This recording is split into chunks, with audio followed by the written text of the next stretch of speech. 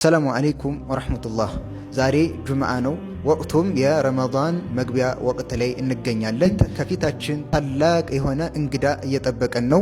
ይህንን ታላቅ እንግዳ አቀባበሉን አሳምረን በወሩ ውስጥም ደግሞ ጊዜያችንን በአግባቡ ተጠቅመን ይህንን ታላቅ እንግዳ ትልቅ በረካን ይዞ የመጣ እንግዳን አላህ ሱብሓነሁ ወተዓላ ለእኛ እንደ ስጦታ ያደረገልንን ይህንን ታላቅ ወር በአግባቡ ልንጠቀምበት ይገባል። የረመዳን ወቅት አላህ ሱብሓነሁ ወተዓላ ለእኛ እንደ ትልቅ እድል የሰጠን ወቅት ነው።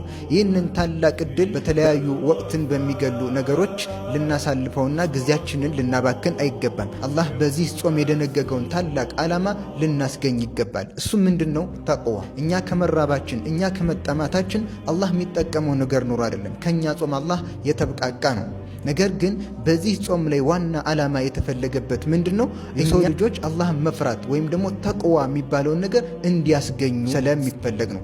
አላህም ጾሙን የደነገገበትን ዓላማ በግልጽ ቁርአን ላይ አስቀምጧል። ያ አዩሃ አለዚነ አመኑ ኩቲበ ዓለይኩም ሲያሙ ከማ ኩቲበ ዐለ ለዚነ ሚን ቀብሊኩም ለዓለኩም ተተቁን። እናንተ ያመናችሁ ሰዎች ሆይ ከእናንተ በፊት ባሉ ህዝቦች ላይ ጾም ግዴታ እንደተደረገው ሁሉ በእናንተም ላይ ጾም ግዴታ ተደረገባችሁ። ለምን ለዓለኩም ተተቁን፣ አላህ ስብሓነሁ ወተዓላን ትፈሩት ዘንድ። ስለዚህ የዚህ ጾም ዋነኛ ዓላማ ተቅወላህ የሚባልን አላህን መፍራት የሚባልን ታላቅ ዓላማ ማሳካት ነው። ስለዚህ በዚህ ጾም ላይ ጾመው ይህንን ታላቅ ዓላማ ከሚያሳኩ ባሮች ውስጥ አላህ ሱብሓነሁ ወተዓላ ያድርገን። ይህንን ታላቅ ወር ዚክር በማድረግ ሶደቃ በመስጠት ጾመኛን በማስፈጠር መስጂድ ኢዕቲካፍ ማድረግን በማብዛት በተለያዩ ዒባዳዎች ልናሳልፈውና ውስጣችንን በደንብ ልናድስ ይገባል። በተለይ ደግሞ ይህ ወር የተለየበት ከሆነው ውስጥ ቁርአንን በደንብ ማብዛት ነው። ቁርአንን በደንብ ማብዛት ይኖርብናል። አላህ ስለዚህ ታላቅ ወር ሲናገር ምንድን ነው ያለው?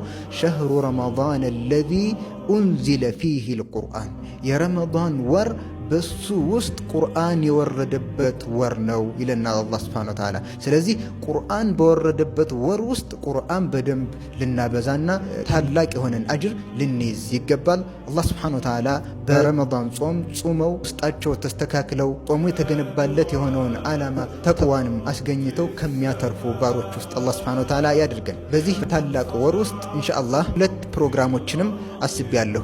መከታተልና ተጠቃሚ መሆን የምትፈልጉ እህት ወንድሞች ሁሉ ከወዲሁ ተዘጋጅታችሁ እንድትጠብቁ ለማለት ነው። ላሚየቱ ሼኹል ኢስላም የሼኹል ኢስላም ኢብኑ ተይሚያን ላሚያ የምትል በግጥም መልኩ ያሰፈሯትን የአቂዳ ኪታብ ረመዳን ወቅት ከአሱር በኋላ በኢትዮጵያ ሰዓት አቆጣጠር ከ10 ሰዓት በኋላ አሸረል አዋኺር ሳይደርስ በ20 ቀን የምንጨርሳት ይሆናል።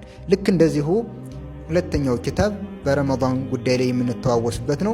እሱም መጃሊሱ ሸህሪ ረመዳን የኢብኑ ዑሰይሚን ኪታብ አለ። በረመዳን ጉዳይ የተለያዩ ጉዳዮችን የዳሰሱበት ኪታብ ነው። አንዳንድ ነገሮችን እያነሳን በረመዳናችን ጉዳይ የምንተዋወስበት ይሆናል ማለት ነው። ኢንሻአላህ ሁሉንም በአላህ ፍቃድ እናሳካለን ብለን እናስባለን።